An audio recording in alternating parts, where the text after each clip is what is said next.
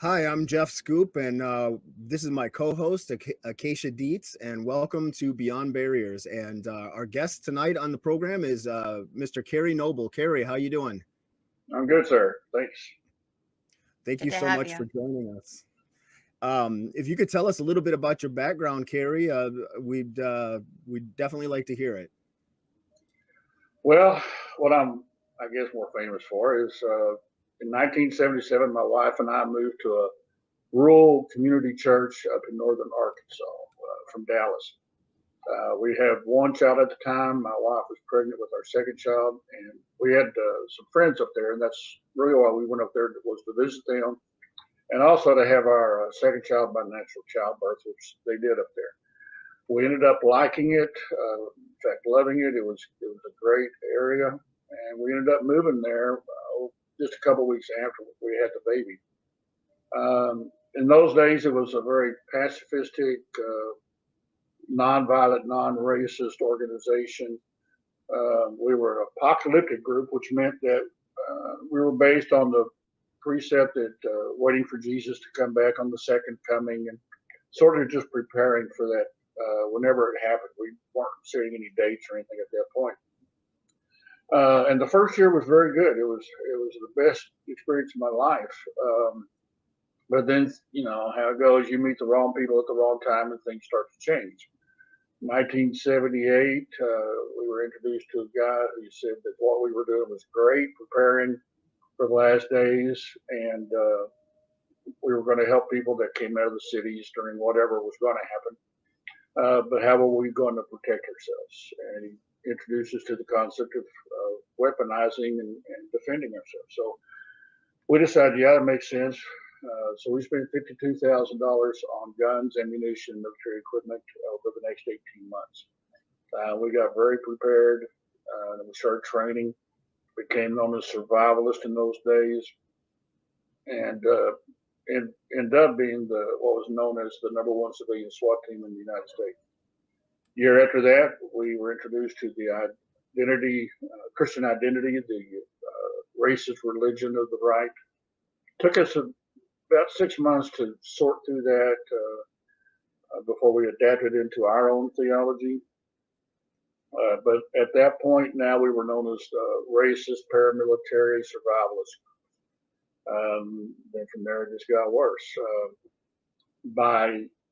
And then in January 1981, we changed our name from the church name that we had to the political arm of our church. We became known as CSA, the Covenant, Sword, and Arm of the Lord. Started having a lot of media publicity. The word started spreading about us. We had already built a training ground, a 4-block mock town called Silhouette City. So we started training people around the country. 1982, we had our first national convocation where we had members and leaders from other right-wing groups come down and spend the week with us. And then everything progressed. And in 1983, Gordon Call, who was a tax protester up in the Dakotas, killed a couple of U.S. Marshals and fled. Was discovered down in Arkansas, not too far from us, and was killed in a shootout. That sort of accelerated everything. We made plans for retribution. 1983, we planned the bombing for the Murrah building, the Oklahoma City Federal Murrah building. That fell through. We had assassination plans for killing a federal judge, a federal prosecutor, and FBI agent. Those plans fell through also while we were on our way over there. And for a while, we stepped out from the movement, just kind of touching base to see where we were headed. The leader of the group and I became sort of opposite ends of a particular thing that was going on. And in June of 1984, in order to make amends with the leader of the group, I volunteered on a mission to go around a gay park in Kansas City, kill whoever was walking around, and then set a bomb up in a adult bookstore. Both of those plans fell through.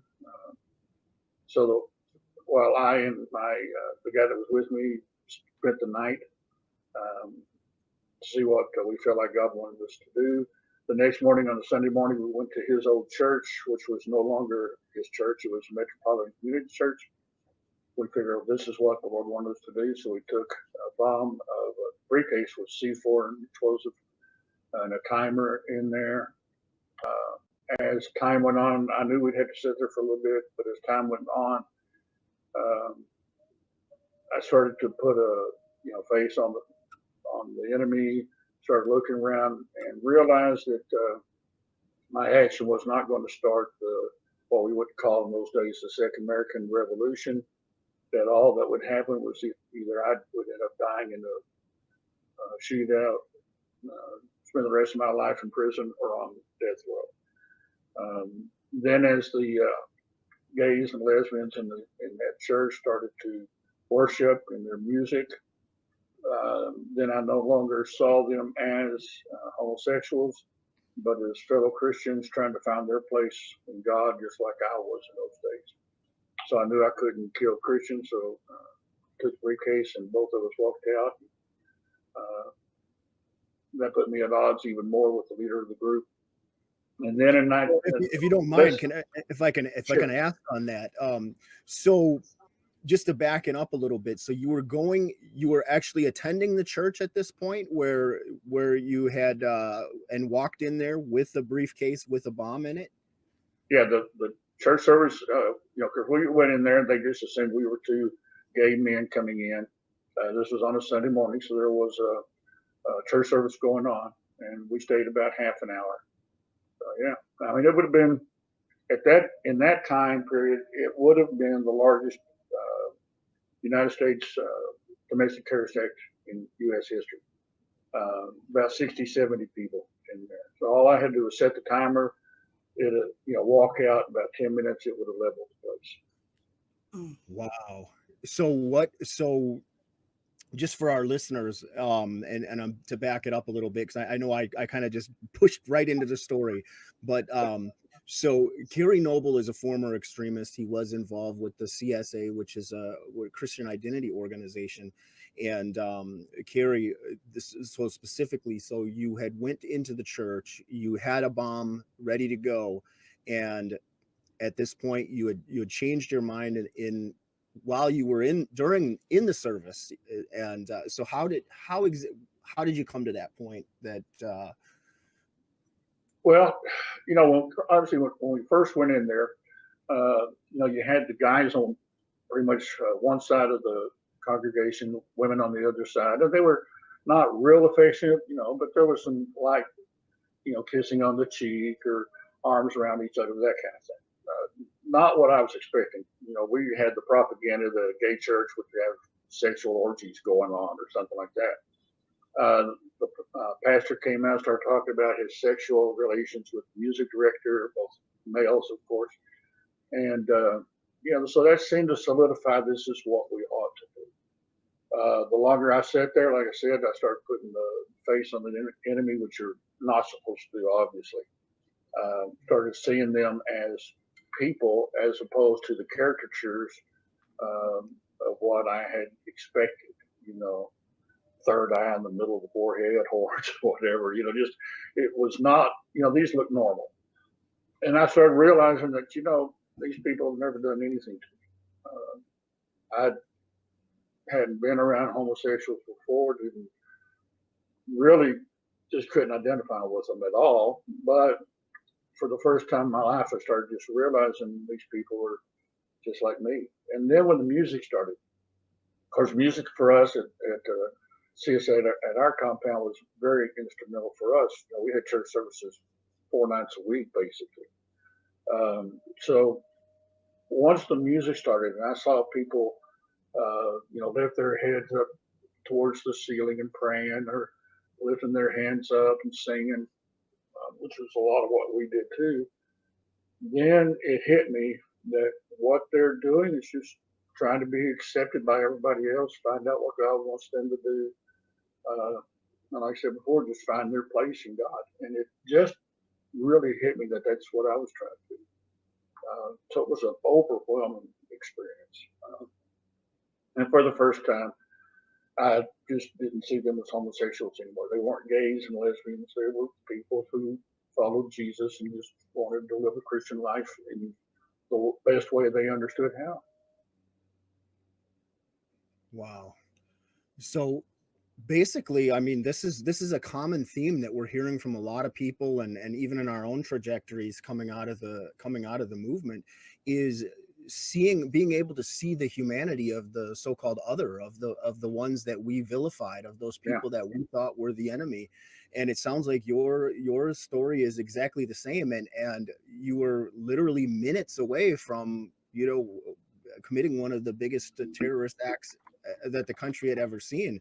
It's just incredible that um it sounds to me like religion, in this case, your religion radicalized you, or it was used to radicalize you, but at the same time, before something terrible was going to happen, the religion also saved you and the people.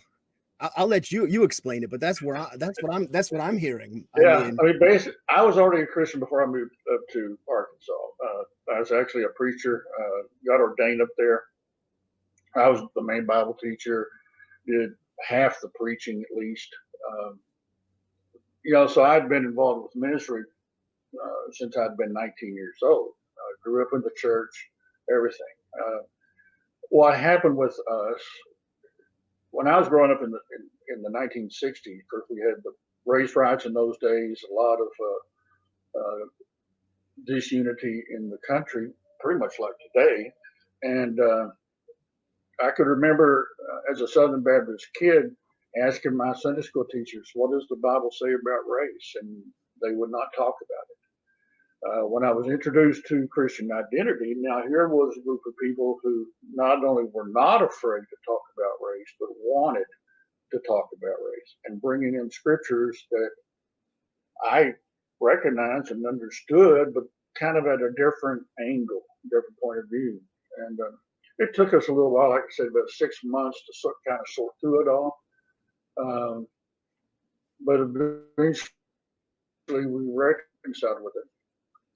And by reconciled, I mean we accepted it to a certain degree. Jim, the leader of our group, and I were both raised in the churches. But as you said, if you don't know a group of people, it's easier to believe the stereotypes and the propaganda. When it came to being the anti-Jewish aspect of it, I'd never known any Jews, never been around Jewish people, or never gone to a synagogue, so I didn't understand that part. So that was easier to stereotype. Same thing with gays and lesbians. Blacks, I had more of a trouble with because I had black friends before I moved up to Arkansas that I used to work with. So characterizing them in terms of Christian identity was a little bit more difficult for me. So that I kind of put it back in my mind. But in those days, this was the late 70s, so it hadn't been very long ago since prayer was banished from school, since abortion started. So we saw a lot of things in society that we did not like, and that seemed to point even more to the last days that we were preparing for. Pretty much like you have now. There's a lot of religious preachers out there who strongly believe that we are in the last days and are willing to do whatever it takes to kind of usher in the kingdom and get Jesus back here as quick as possible, even to the point of being willing to go into some sort of apocalypse. And that's what makes it that much more dangerous. So what would you say to young people or people that are getting involved in this? And I understand Christian identity. I'm familiar with Aryan nations and a lot of that. The CSA was before my time, but I certainly have a fairly good knowledge of Christian identity, and I understand how it's utilized and everything. So what would your message be to as somebody that just about ended your life and the rest and many others going down this trajectory and this path, and as we know, it's an endless path of destruction, the movement. I mean, what would your message be to young people that are looking into this, that are kind of on the fence and going, well, or maybe that are already in the movement, that are considering, leaving? What would your message be to them? What I've told people in the movement for several years now is, if you stay in the movement, there's no such thing as being stagnant in the movement. You can't stay in one spot. So you're going to have to either get out or go more extremist. If you go more extremist, then you're looking at two paths. You're either going to go to prison for a short period of time or a long period of time, depending on what you do, which means that you could end up dying in prison, or you'll die in some sort of a shootout with cops. Either way is not pleasant to look at. So if you're in the movement and you understand the ramifications of what you're doing and the possible roads that you're going down of what could happen to you, then you need to kind of step back just for a second and ask yourself, is this what I really want? Why, first of all, am I doing this? And I have found that people in the movement got involved because there's something in their lives they're not happy with. They're not content. They're angry with their lives. They're upset for some reason, and they want somebody to blame. One thing I discovered in the movement was, first of all, and I was a recruiter for our group, I'd find something that you were unhappy with, and that would be the hot button, and I'd push it as much as I could, and then I'd tell you who's to blame for it. You take away the personal responsibility, first of all. It's not your fault what's going on in your life. It's the fault of blacks, Jews, Mexicans, gays, and homosexuals, the government. It didn't matter to us who you wanted to blame. My job as a recruiter was to find out your hot button and then point you in the direction of blame. So, and that purpose was to get you more and more angry at something or somebody. Once I could do that, then you're in. So if you're in the movement, the first thing that you got to do is step back and say, okay, why am I angry? What's wrong with my life? Why do I feel out of control over my life? And then ask yourself, seriously, is there something I can do to prevent what's going on? Are there steps that I can take, or is there somewhere where I can go for help? Oftentimes, of course, once you're in the movement, the only stuff that you hear is from other people or other groups that are in the movement. You've stopped listening to the other side because they consider it a betrayal. So if you can start to listen to people or organizations on the other side so that you can have a little bit of balance, that's essential. You've got to question what's going on, and then look at the leadership. Are they what they proclaim to be? Are their lives what they proclaim to be, or are they simply in it for the money, which some of them are? Are they in it for the ego and the glory, which some of them are? And are they manipulating you to where you do the illegal acts and they sit back and just call the shots, which is usually the case. So you've got to question the motives. And once you kind of start doing that, I have found that people will start to crack a little bit. And, I can get them to think a little bit, because there's a certain point, as y'all know, once you're in the movement, there's a turn-off point to where you turn off all the logical thinking, all the critical thinking, and you just accept everything that you're told. And that's, at that point, you're pretty much a zombie. Absolutely. It's funny you mentioned that, because I know Jeff has mentioned it before about how it's like open-mindedness brought us into the movement, and open-mindedness is what will bring you out of it. Because, right. Once you're in that echo chamber and that bubble, you become very closed-minded, because that's the truth. That's the only truth there is. And like you said, once you start allowing yourself to question that, you start realizing that, wait a minute, there is more than what's in this echo chamber. So you become really very, very narrow-minded, very focused, to where you can't see it. It's like the horse with the blinders, and you can't see past the blinders. And at some point, you've got to move the blinders some. Now, it could be maybe you're questioning something, maybe you're seeing something, maybe you're wondering what's going to happen to you. Maybe you begin to get concerned about your own family if you're married and you got children. What's going to happen to them if I continue down this road? There's a number of scenarios that could end up just at least putting the seeds of doubt in your mind about where you're going and what you're doing. Right. And you kind of have to listen to those, even if you're afraid to, scared of any kind of consequences. You've got to consider that you're having these thoughts because something inside you is telling you that you're on the wrong path. Mm-hmm. Exactly. I mean, and that's the whole concept of Beyond Barriers, is that you've put these barriers up in your mind and you can't see beyond them. You're just stuck in that echo chamber or that bubble. You cannot see beyond it. And the open-mindedness that maybe brought you in the first place, which is the process we use of the reverse osmosis to bring people back out. Once you're in, you're stuck. You're just stuck in that echo chamber, and the open-mindedness is gone. You're closed-minded now, and it's we have to be able to tap back into that humanity and to reach those people and get them back out. Yeah. And another thing, go ahead. When you realize that you got into this because you were afraid of something, you're afraid of your life, you're afraid of everything about your life, there's a certain point too where now you realize that the fear you feel in the movement is greater than the fear you felt when you felt alone in society.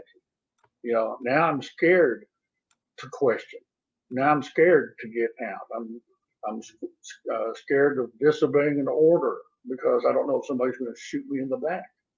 And you kind of realize, for me, the gay church was my slap in the face of reality. And something has to happen to you to kind of wake you up and go, holy moly, this is not good. I got to start figuring out where I'm at, and make some choices here. And just one wrong choice. I mean, you came so close to life altering your life forever, and there's a lot, we all know, I mean, from our time in the movement, we know people that made the wrong choices and it destroyed their lives, whether it was 40 years or life in prison or whether it was death. I mean, we know people that we've lost over the years. It is just it's not a healthy thing for people to be involved in. Right. And then for us, 10 months after the church situation, then we had done so much illegal activity off the property. In April of 1985, the FBI was forced to come in on us. So we found ourselves surrounded by 300 law enforcement officers one day, and I became the negotiator between us and the government. The leader of our group sent me down there to stall so all the other guys could get ready for battle. I went down there to try to negotiate for a peaceful surrender because I didn't want people killed. So now in less than a year, I'm facing a situation where not only could I be killed, but everybody I loved and held dear, my wife, my kids, my friends, everybody could get killed in a shootout. Because the FBI made it very plain to me when we started negotiations that they weren't going to fire the first shot. But if we fired a shot, they had a UE helicopter around the corner. They had 50 caliber machine guns aimed at us. And he made it very plain that once it starts in 30 seconds, every man, woman, child in the compound's going to be dead. And that was serious to me. And I knew he wasn't bluffing. 300 cops there. We were the first group in United States history to be surrounded by the FBI's hostage rescue team, first domestic terrorist organization, even though that term wasn't prevalent in those days. But it was a serious situation. So, twice in a year, I'm facing the possibility of not making it through this. We ended up with a 4-day armed standoff with the government, but fortunately, I was able to talk the leader of our group into surrendering. See, and that's fascinating. This is history that a lot of people either don't know about or are not aware of. And so what Kerry was talking about is the CSA compound.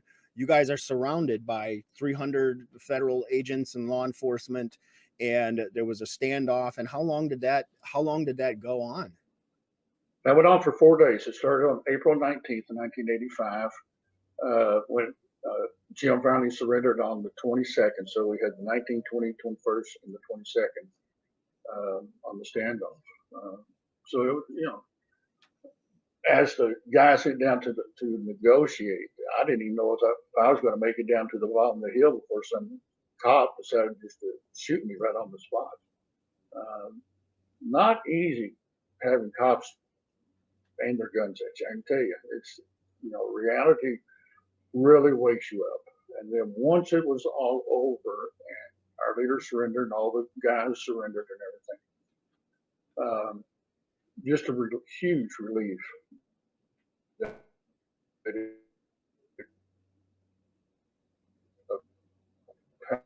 how much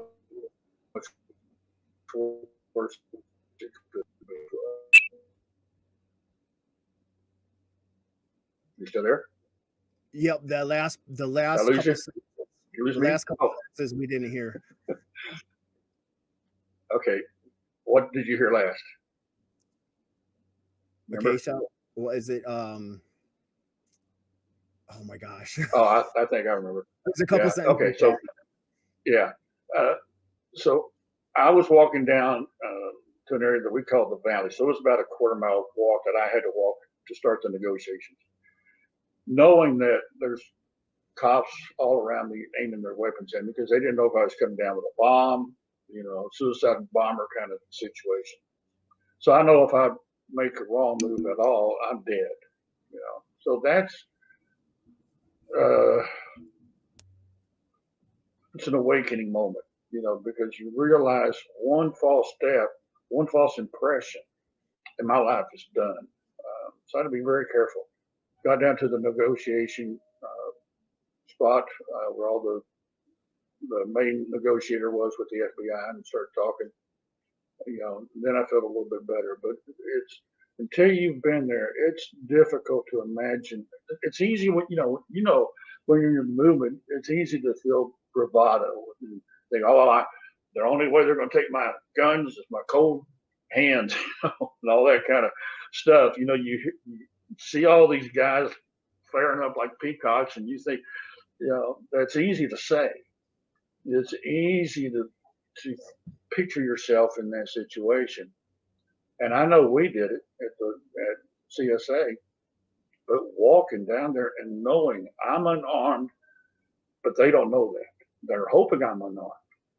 But if I make a wrong move, just my life's done.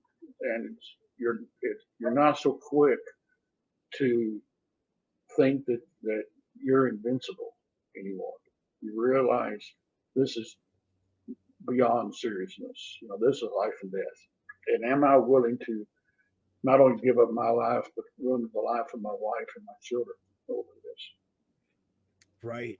And for the listeners, what was the defining moment as far as like what were the feds doing there? Why was the place surrounded, or what was the the feds had a warrant for Jim Ellison, who was the leader of our group, for conspiracy to possess unlawful weapons, and because we'd had people who used to be in our group who joined the order, who was starting to get busted a year before us, who had turned state citizens. So they knew we had stuff that was illegal, pretty much knew where everything was from the informants at that point. So they came to Jim, or came to me and said, I've got a arrest warrant for Jim, and he wouldn't surrender. So then we had the siege start off at that point. It was remarkable to me, to be honest, because, again, stereotypes. All you hear about the cops coming is they're just going to kill everybody and blame it on us. We shot first. They had no choice, that kind of situation. Mm-hmm. They made it very clear from the very beginning they were not there to kill people. They understood we had children there. They did not want children to die. They did not want women to die. He made it very clear to me that it would be us who shot the first shot, not them. But if we shot the first shot, then it's over with. They have no choice. I found the leader of the HRT to be a very honorable man. We got along real well, and felt like I could trust him. They did, without going into huge detail because it's pretty lengthy, but they went beyond the call of duty as far as I was concerned. We not only had a 4-day standoff, the ATF and everybody searched our compound for 4 days after that, trying to, for evidence, on the cases that they were building. Within a short period of time, we knew that the rest of us in some sort of leadership position would be arrested about 5 weeks later, and that we'd be charged. So that did happen. I ended up spending 26 months on a 5-year sentence in prison, giving me plenty of time to further sort things out in my head. And it took a while. I mean, everything that came to the group came through me, basically, because I was the propaganda guy, I was the Bible teacher, I was the media spokesman, ended up being the negotiator. So it took me longer to get all the hate and the stereotypes and the scriptures that we were taught, everything out of my head and out of my system before I started to feel right again. It took me about 9 years to go through that process. It was horrendous. Wow. Now, would you say, sorry, go ahead. No, I was just going to ask. No, go ahead. I was just going to ask because, I mean, in your situation, you had religious extremism on top of the far right, the racism and everything else. Would you say for you that created even more of like a conflict as far as leaving, because now you almost have to unlearn everything that you had thought you'd learned? Yes and no. Here's what happened after the gay church thing. I decided I no longer wanted to be there. I was ready to leave CSA at that point. Like I said before, Jim and I had been having disagreements for quite a long time. I wasn't happy there any longer, and so once we got back to CSA from Kansas City, I was determined that I wanted to leave. Unfortunately, for me, on the way down to while I was praying and saying, "Lord, I'm ready to leave. I'm going to take Kay and my kids, and we're going to pack up and go somewhere else." The word that I got was, "No, you can't leave." So that put huge amount of stress on me. I realized after the siege, and I had prayed about this several times, still got the same answer every time. And I realized after the siege that if I had left, there's a 99.99% chance they would have shot all it. died. Yep. Yeah, I was. The FBI later on testified that I was the only voice of reason in the group. Wow. You know, so that realizing that if I had left, all of my friends would have been killed, more than likely. So going to prison was not easy. I'm sure. Sorting everything out of my head was not easy. And for quite a while, to be honest, I was kind of angry about it with God, you know. Mm-hmm. And I can remember kind of screaming and hollering at God one day and saying, you know, why did I have to go through this? You know, it's not right. I just wanted to leave and put my life back together. And I felt like the Lord just spoke to me and just said, okay, let's say that I would have let you leave. Who is there in the group that you wouldn't have minded dying in a shootout? And okay, I get it. Right. Right. You know, I didn't want anybody dying. So, you know, going to prison for 26 months is an easy price to pay if you realize the lives that you saved and the good that you could do afterwards.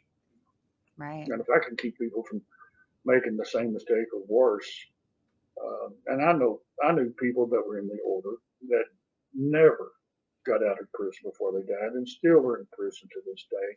Breaks my heart, you know, because I know that they just listened to people they should not have listened to. I knew men in the order who had a good heart and just listened to the wrong propaganda, pushed a little too far by the leadership who didn't want to get their own hands dirty, but manipulated others to do it. And it's too late for them. They'll never get right. That's incredible. This story, tonight's episode, should serve as a lesson to anyone that's in the movement about how quickly one bad decision could alter your life or could cost people lives. And I think it's incredible the trajectory and what all took place, Kerry, and that you know, that you were able to, in this case, maybe save quite a few lives in the process, you know, and in your own process, and when you were de-radicalizing and getting out, and the work that you do now, speaking out. The question I had for you was, you had mentioned earlier in the program about the federal building in Oklahoma City, and I know, but I'd like you to tell us a little bit about it. But I know that from history and all that Tim McVeigh had went through CSA, or was allegedly connected to it in some ways, and then he went on to blow up the federal that exact same federal building. What is there any connection or anything about that you would want to talk about? Well, he never was connected with CSA. He he never had been to the group, what we call the farm. He had never been to the farm at all, to my knowledge, and I'm pretty sure I would know. There is a report when all this was done that he had visited, or at least had called, a group that we were associated with, Ellingham City, before the bombing. The only connection between McVeigh and us was, of course, we were raided on April 19th. That's when the siege started. April 19th, 8 years later, is when the Branch Davidian fire occurred.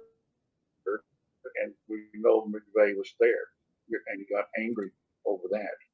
2 years after that, you had Richard Wayne Snell, was executed at 9 o'clock at night on April 19th of 95, the same day as the Oklahoma City bombing. So Snell was a quasi-member of our group, never lived with us, but visited several times, and sort of an honorary member kind of thing. So there's a connection there, and the fact that we were the ones who originally planned to bomb that particular building, and for McVeigh to pick that same building had to be more than a coincidence to me. We know that he followed the Turner Diaries, and of course, in the Turner Diaries, it was the FBI headquarters in Washington, D.C. that got bombed. It was not the Murrah building, because that's just a small federal building in the middle of nowhere kind of thing. You know, why pick that particular one? It had to have significance. And as y'all know, any kind of terrorism, whether it's domestic terrorism or foreign terrorism, symbols mean a lot. Mm-hmm. So picking that particular building had to symbolize something. The FBI couldn't prove anything. McVeigh, of course, never talked. But from my point of view, the only reason for him to have done that particular building was as a going away present for Wayne Snell. And just saying, you know, 9 or 12 hours after I do this, you know, you're going to be executed, but I wanted you to know that it's done. You know, and there's records that stated from prison that Snell had told a guard, I think it was that morning, that something's going to happen today. You know, and I just want to make sure I can see the news as much as possible. So for me, there's got to be a connection. And it kind of hurts, to be honest, that if that connection is there, as I've always suspected, that we had at least a small part in that. So Elohim City is not the same thing as the CSA. Is that two different groups? Two different groups. There, Elohim City was in Oklahoma, still is. Excuse me. We met Elohim City in 1982. They were a nonviolent Christian community, also, but they've been around longer than us. They were not militant at all when we first met them. So, two different groups. They were the closest group that we had come in contact with us on a spiritual level to us. But in terms, they believed in Christian identity, but they didn't associate really with Aryan nations or the Klan or anybody like that. If people came around, they'd welcome them, but they really sort of didn't align themselves to those kinds of groups per se. So since you've been out, when did you start speaking out? And I know you've written a book or a couple of books. Please tell us about that and where people can get them. I finished my sentence in 1990. I got out of prison end of July 1987. Wasn't allowed to speak out against anything while I was still on paper, on probation. or parole. So until I finished my sentence in 1990, I couldn't do anything. 1991, I joined an organization called Toastmasters, which is a public speaking organization, and it gave me the chance to speak out for the first time about my experiences. I was with the organization for 10 years. Probably 90% of the speeches I gave had to do with my past. That was, for me, very significant because that was a major healing process for me. Toastmasters is well known. All they do is critique your speeches. They don't judge the content whatsoever.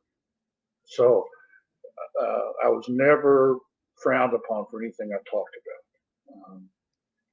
And they welcomed me with open arms even from the first day that I was there. First speech I gave was about CSA in my past. So they were very welcoming. So that I told them later on that they were my psychological savior for allowing me to do that because it was significant. So that was all the 90s.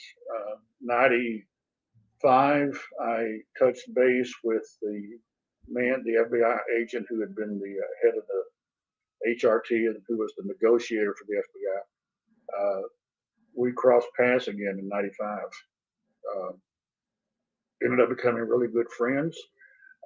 He took me to Washington. We did a debriefing there for the FBI.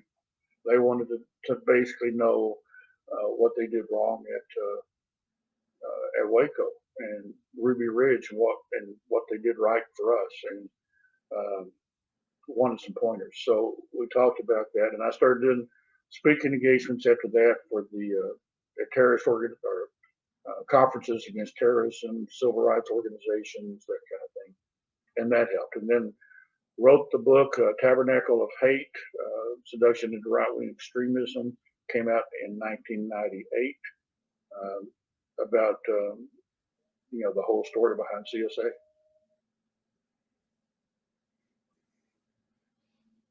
Now, where can people get that? Is the book still published? Is it still available where they can? It is still available. They can go to Amazon.com. They can just type in my name, or they can type in Tabernacle of Hate. Find it. It's got it. They'll see two covers: a black cover and a red cover. The red cover is the current one. It's the second edition. Syracuse University Press published it. I think they did an excellent job putting it together. It's got two, in addition to the material from the original book. It's got some updated material, of course, but it also includes two of the propaganda booklets that I produced while I was still at CSA, called Prepare War and Witchcraft and the Illuminati. So people who have come out of the movement, or even those who are still in, can have a better perspective of the kind of stuff that we wrote and then that I came against later on. I would like to mention one thing. You mentioned earlier about the number of people that might have gotten saved and everything because of what I did and all that, which is important. Equally, if not more important, is the fact that, without a doubt in my mind, going into that gay church, that gay congregation saved me, by their actions. If they were even close to the stereotype that I had been programmed to believe, that might have been a different situation. But unrealizing from their point of view what they did in their worshiping God, is what saved me. And then the FBI, when they came in, the way they handled themselves, the professionalism. After the 4-day standoff, like I said, they had a 4-day search of the property to find evidence. And I would always say it when I did the terrorist conferences, that the feds left the place better looking than it was when they got there.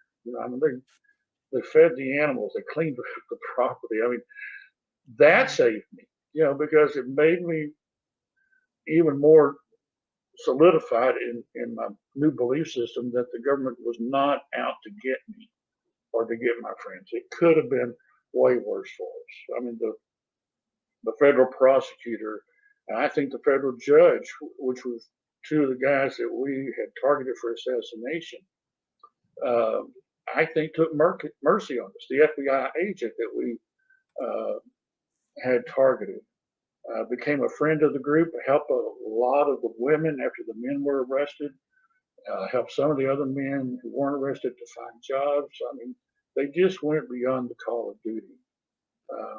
So that helped to save me. And then Toastmasters, with what they did, helped to save me. So it's a two-way street. It's not, when you come out of the movement, y'all know this, it's not just how you can affect people's lives, but it's how they affect your life too. Absolutely. That's a whole story itself, of course, but it's true. We're appreciative. If we've come out of that movement, we are appreciative of the people that helped us to come out of it. Oh, you are not kidding, sir.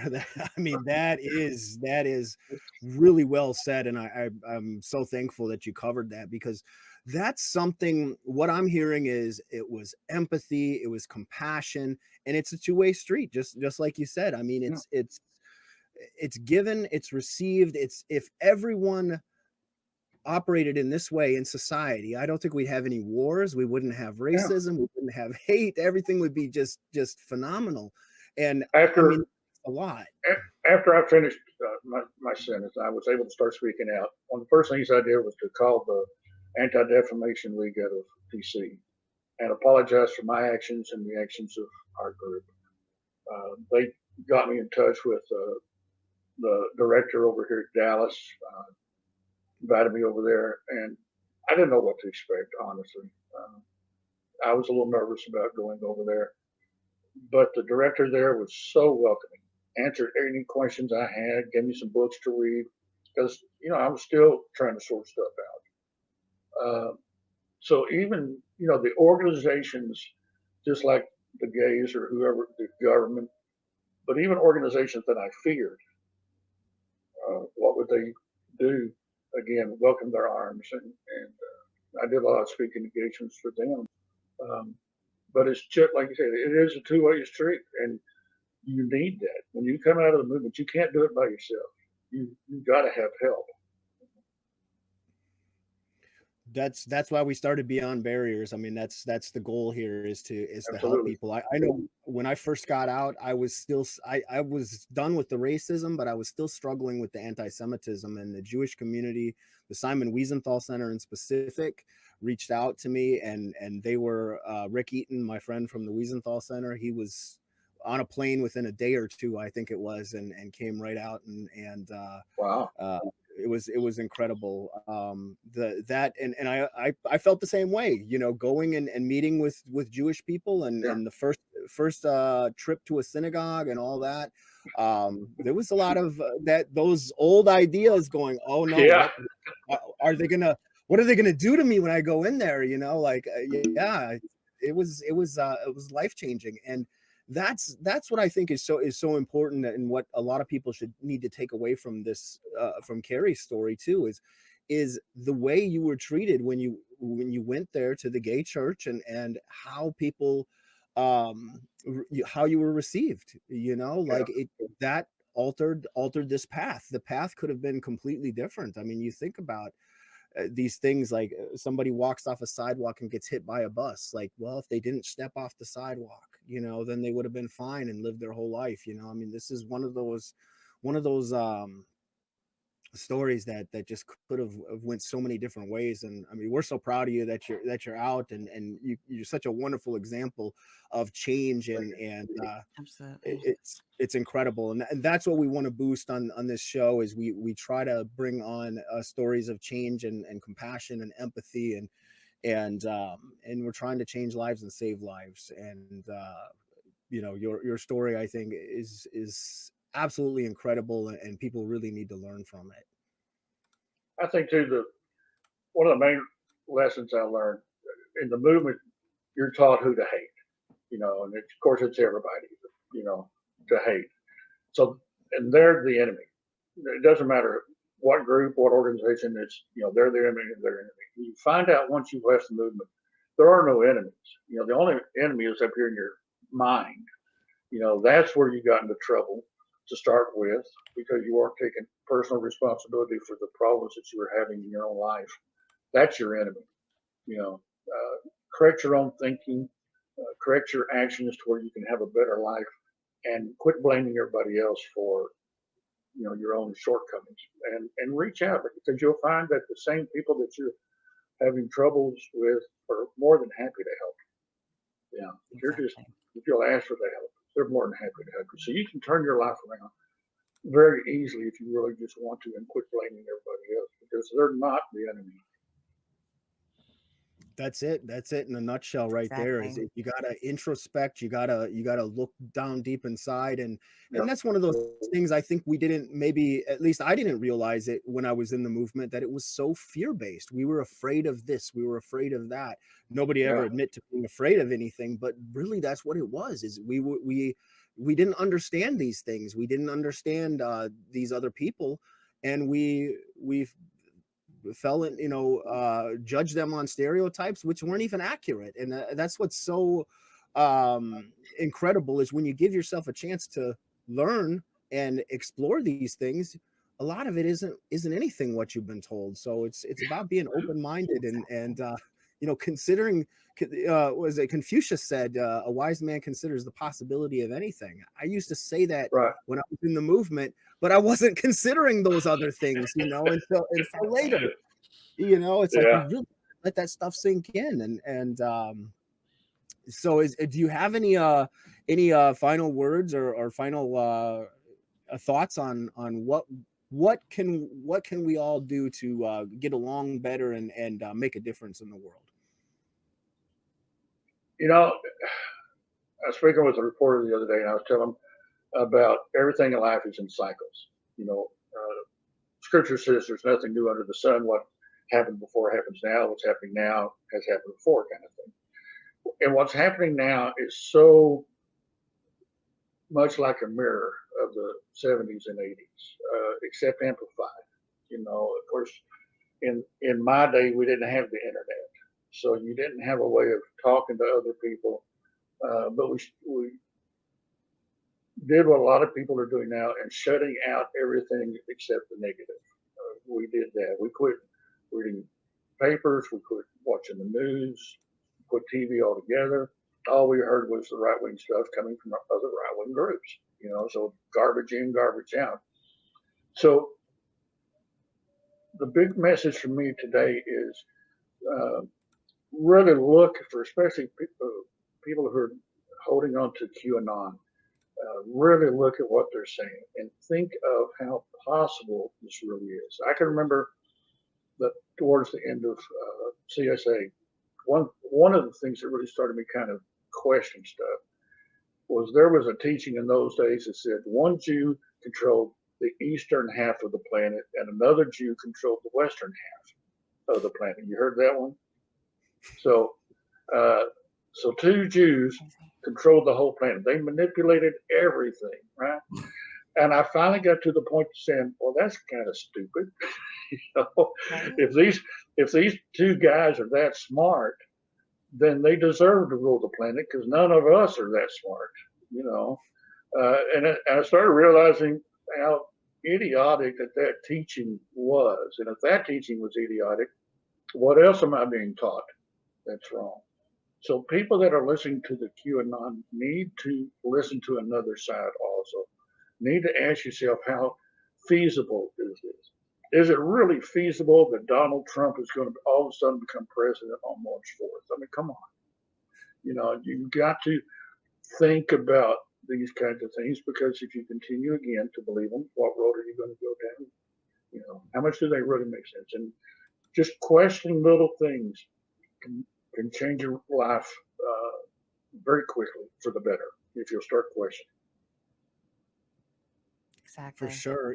I remember being in the 90s, I was out at Aryan Nations for, I think it was a month or so. And I remember attending a militia meeting up in Sandpoint, Idaho, a little bit north of Hayden, where the compound was.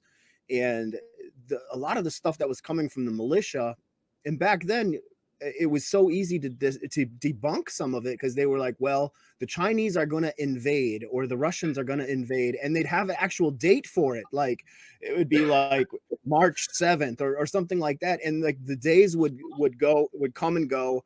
And a lot of times it was in 10 days, this is going to happen. And you're like, oh man, oh, really on edge for 10 days. And then it passes, and it's like, wow, that was stupid. Why did I think that? You know, and for me, that didn't, it registered like, okay, I'm staying away from the militia because these guys are kooks. They're saying that these things are going to happen, and it never does. But I still stayed in the movement, you know, because there wasn't, the conspiracy theories weren't quite that wild where they were actually giving dates and stuff like that, where the militia theories at that time anyways were so easily debunked. And but like what you said, I mean, people need to question these things, and even the things that are seemingly not as full of holes, or the theories that are not as full of holes, you still got to question it. You still got to consider the other possibilities. And you've got to look. I just posted a thing today that talked on Twitter about, you've got to look at the situation of, just like if you're in the movement, you got this path that you're going to look at. Am I willing to die or go to prison nationally, or do you want to continue down this path and really divide the country? Do you really want war? I saw one article today that a conservative was saying that we want the Armageddon. No, you don't. You have no idea what Armageddon is. You have no idea what war in this country can do to people. You know, you're complaining about a snowstorm right now, maybe not having electricity. Guess what? That's nothing compared to what you're saying that you want in this country. You know, so people need to wake up and say, is that what I really want? You know, do I want war in the United States of America, and to the possibility of even nuclear war? And you got to be an idiot to want that. You know, wake up. And the only reason the evangelicals are pushing that agenda is because they think they're going to get raptured out of it beforehand. You know, wake up. There is no such thing as the rapture. Wake up. You're being lied to by your preachers also, you know, as well as these manipulators that are trying to stir up trouble. You don't need that. We don't need Armageddon in the United States. Do we want to be like Israel or a Palestinian nation that just has war all the time? You know, watching your children die, you know, famine and diseases go rampant. Is that really what you want? Or you want it because you think you're going to escape ahead of time, which is a cowardly thing to say that you want, because you're not going to be there. You know. Right. So wake up to your preachers also and hold them accountable, as well as the politicians that lie to you, as well as the leaders in the movement that are lying to you. Exactly. Could not have said it better. So true. So true. I just want to thank you very much for coming on, and I'm sure we'll have you on again, because there's so much that we could discuss, and you have so much wisdom to let people know. Like, you know, it's just, I'm very, very thankful that, you know, one, you're not a part of that life anymore, and two, like you said, you know, your purpose was fulfilled by staying, because you were able to save lives by staying. And I'm sure that wasn't easy. And I'm sure going to prison sure as heck was not pleasant at all. But I'm thank you that you're here now to be able to tell that very much. Well, thank you. I appreciate that. Thank you.